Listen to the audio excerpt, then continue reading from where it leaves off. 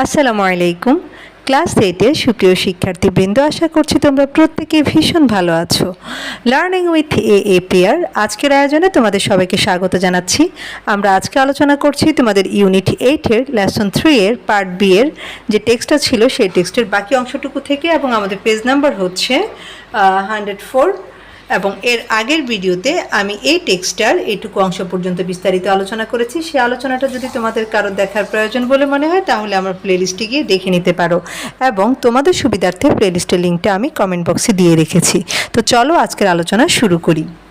আমাদের প্রথম লাইনটা শুরু হয়েছে এভাবে যে আর টিভি নিউজ রিপোর্ট, অর্থাৎ একটা টিভির যে প্রতিবেদন বা টেলিভিশনের প্রতিবেদন ইউজুয়ালি বিগিনস সাধারণত শুরু হয় উইথ অ্যান অ্যানাউন্সমেন্ট মানে হচ্ছে ঘোষণা। তার মানে টেলিভিশন প্রতিবেদন সাধারণত একটা ঘোষণার মধ্য দিয়ে শুরু হয়। 1 or 2 শর্ট সেন্টেন্সেস, একটা বা দুটো ছোট বাক্য এক্সপ্লেন মানে ব্যাখ্যা করে হোয়াট ইট ইজ অ্যাবাউট, এটা কী সম্পর্কে। তার মানে দুই একটা ছোট ছোট বাক্য দিয়ে প্রথমে আমাদেরকে একটা ধারণা দেওয়া হয় যে এই ঘটনাটা কী সম্পর্কে। দেন ইন দ্য মেন রিপোর্ট, তারপর মূল যে প্রতিবেদন সেখানে উই সি দ্য রিপোর্টার, আমরা প্রতিবেদককে দেখি, ইজ ডেসক্রাইবিং বর্ণনা করছেন an event into a microphone, একটা ঘটনা, এবং এটা কিসের মধ্য দিয়ে, মাইক্রোফোনের মধ্য দিয়ে। অর্থাৎ এরপর আমরা মূল প্রতিবেদনে দেখি যে মাইক্রোফোনের মধ্য দিয়ে বা মাইক্রোফোনের মাধ্যমে একজন প্রতিবেদক ওই ঘটনার বর্ণনা করছেন। To emphasize the significance of the situation, emphasize মানে হচ্ছে জোর দেওয়া, আর significance মানে হচ্ছে গুরুত্ব। অর্থাৎ এই যে অবস্থা, সেই অবস্থার যে গুরুত্ব বা যে তাৎপর্য সেটার উপর জোর দেওয়ার জন্য। টু শো ইটস অথেন্টিসিটি মানে হচ্ছে সত্যতা, এটা সত্যতা দেখানোর জন্য, বা আমরা এখানে সত্যতার প্রমাণও বলতে পারি, যে সত্যতার প্রমাণ করার জন্য। And to convey the feelings of the reporter and others involve, এবং যে প্রতিবেদক আছে এবং সংশ্লিষ্ট যারা রয়েছে তাদের অনুভূতি জানানোর জন্য। The reporter stands in front of the camera, প্রতিবেদক ক্যামেরার সামনে দাঁড়ায়, সো দ্যাট যাতে করে the audience can see what's going on in the background, অর্থাৎ যাতে করে এই যে অডিয়েন্সরা দেখতে পায় যে পিছনে কি ঘটছে। তার মানে এই যে পরিস্থিতিটা হয় ওই পরিস্থিতির গুরুত্বের উপর জোর দেওয়ার জন্য, এটা সত্য কিনা তা প্রমাণ করার জন্য, এবং এই যে প্রতিবেদন এটার সাথে যে প্রতিবেদক এবং যারা জড়িত রয়েছে তাদের অনুভূতি জানানোর জন্য প্রতিবেদক ক্যামেরার সামনে এসে দাঁড়ায়, যাতে করে পিছনে কি কি ঘটছে সেটা দর্শক দেখতে পায়। The shots of the scene, অর্থাৎ দৃশ্যের চিত্রগ্রহণ, নিড টু বি ইজি, সহজ হওয়া প্রয়োজন, টু আন্ডারস্ট্যান্ড, অর্থাৎ বোঝার জন্য এটা যেন সহজ হয়। সিন্স ইট প্রোভাইডস, যেহেতু এটা সরবরাহ করে, important visual information to the viewers মানে হচ্ছে দর্শক, যেহেতু এটা দর্শকদের জন্য গুরুত্বপূর্ণ তথ্য সরবরাহ করে, সেহেতু এই দৃশ্যগুলোর চিত্রগ্রহণ সহজবদ্ধ হওয়া প্রয়োজন বা সহজ হওয়া প্রয়োজন।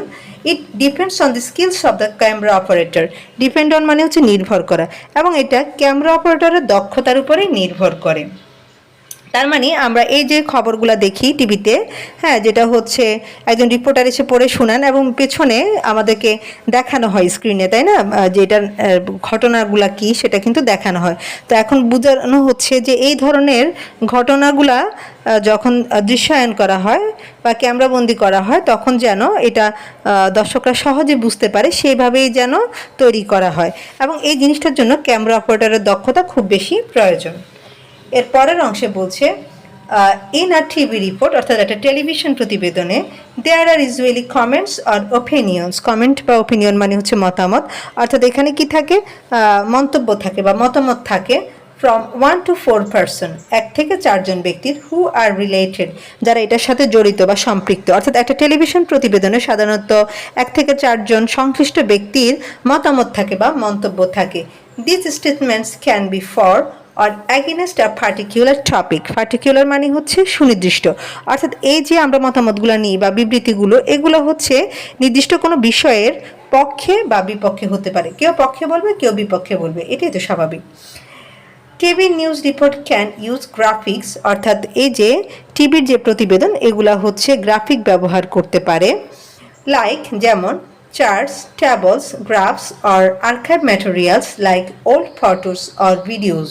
অর্থাৎ তারা বিভিন্ন ধরনের গ্রাফিক ব্যবহার করতে পারে, যেমন হচ্ছে চার্ট, তারপর হচ্ছে ছক, যেমন হচ্ছে সারণী, এরপর হচ্ছে লেখচিত্রের মতো নকশা, যেমন হচ্ছে এই যে পুরানো ছবি বা ভিডিও, এগুলো তারা ব্যবহার করতে পারে to make it more comprehensive and credible to the audience.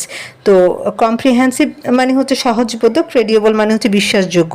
তো দর্শকদের কাছে জিনিসটাকে আরও বেশি সহজবোধ্য এবং বিশ্বাসযোগ্য করে তোলার জন্য প্রতিবেদনে এই সমস্ত জিনিস তারা চাইলে সংযুক্ত করতে পারে।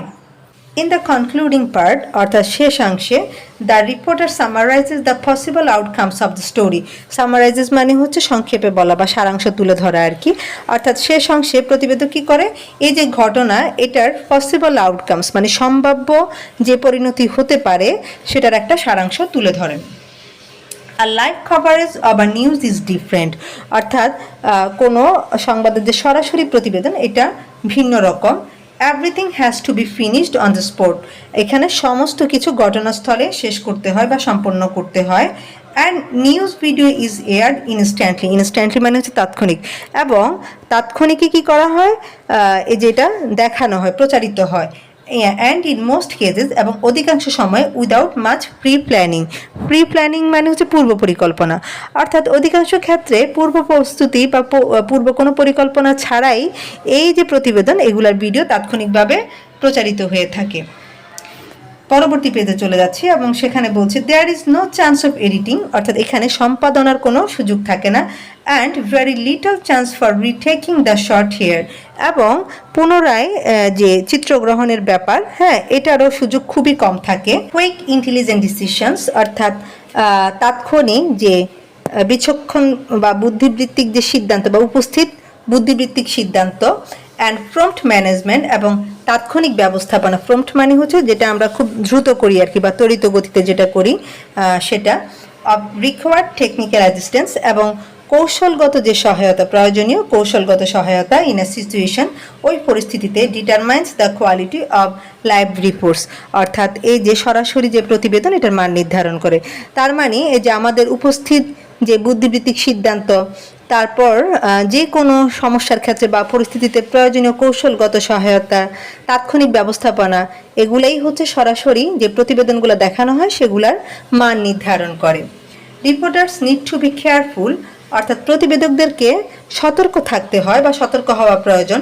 To keep camera short and to the point. To the point মানে হচ্ছে একেবারে সুনির্দিষ্ট। ক্যামেরার যে দৃশ্য সে দৃশ্য সংক্ষিপ্ত করার জন্য এবং সুনির্দিষ্ট রাখার জন্য প্রতিবেদককে সতর্ক হওয়া প্রয়োজন। They also need to use simple language, তাদের আরও কী করা উচিত, সহজ ভাষা ব্যবহার করা উচিত। অ্যান্ড স্পিক ক্লিয়ারলি, এবং স্পষ্টভাবে বলা উচিত। অ্যান্ড কনসাইসলি মানে হচ্ছে সংক্ষিপ্তভাবে। তার মানে তাদের সহজ ভাষা ব্যবহার করতে হবে যাতে করে মানুষ সহজে বুঝতে পারে, এবং যখন কথা বলবে সে কথাগুলো যেন সংক্ষিপ্ত হয় এবং স্পষ্ট হয়, হ্যাঁ যেন তারা স্পষ্টভাবে এবং সংক্ষিপ্তভাবে কথা বলে, এই ব্যাপারটা প্রয়োজন। As there will be time constraint for each piece of report. Constraint মানে হচ্ছে এখানে আমরা নির্ধারিত বলতে পারি, যেহেতু প্রতিটা প্রতিবেদনের জন্য সময় নির্ধারিত থাকে সেহেতু তাদের উচিত হচ্ছে সহজ ভাষা ব্যবহার করা এবং কথাগুলো স্পষ্টভাবে এবং সংক্ষিপ্তভাবে বলা। এবং সর্বশেষ লাইনে বলছে in order to keep video shot steady, অর্থাৎ ভিডিওর যে দৃশ্য সেটাকে স্থির রাখার জন্য the camera operator often uses a tripod, এবং ক্যামেরার যে অপারেটর রয়েছে তারা অনেক সময় ট্রাইপড ব্যবহার করে। এটাকে আমরা বাংলায় চাইলে তেপায়া বলতে পারি, বাট আমরা ট্রাইপডটাই বেশি ব্যবহার করি, হ্যাঁ এই শব্দটাই সবচেয়ে বেশি প্রচলিত। তো যে কোনো ভিডিওর দৃশ্য ধারণের জন্য এই ট্রাইপডটা ব্যবহার করা হয়ে থাকে। তো এই হচ্ছে আমাদের টোটাল টেক্সটটা, এবং এই টেক্সটের আলোকে আমাদেরকে এখানে 5টা কোশ্চেন দিয়েছে, হ্যাঁ এবং এই কোশ্চেনগুলো আমি পরবর্তী ভিডিওতে আলোচনা করার চেষ্টা করব। তো আজকের মতো এখানেই বিদায় নিচ্ছি, তবে বিদায় নেওয়ার আগে তোমাদেরকে একটা আন্তরিক ধন্যবাদ জানাতে চাই, কারণ তোমাদের সহযোগিতায় লার্নিং উইথ এ প্রিয়ার এই ছোট্ট যাত্রাটা আজকে এতটা প্রসারিত হতে পেরেছে। তো আমি আশা করি তোমাদের এই সাপোর্ট, আমার প্রতি তোমাদের এই ভালোবাসা এবং বিশ্বাসের জায়গাটা অব্যাহত থাকবে ইনশাআল্লাহ। এবং সেই সাথে আরেকটা রিকোয়েস্ট, সেটা হচ্ছে লার্নিং উইথ এ প্রিয়া নতুন করে তার ফেসবুক পেজের জার্নিটা শুরু করেছে এবং সেটার লিঙ্কটা আমি কমেন্ট বক্সে দিয়ে রেখেছি। তোমাদের যদি ভালো লেগে থাকে বা তোমরা যদি আমাকে সহযোগিতা করতে চাও, চাইলে আমার পেজটাতে ফলো দিয়ে রাখতে পারো। তো দেখা হচ্ছে পরের টপিকে। সে পর্যন্ত সবাই অনেক অনেক ভালো থাকো, সুস্থ থাকো। আল্লাহ হাফিজ।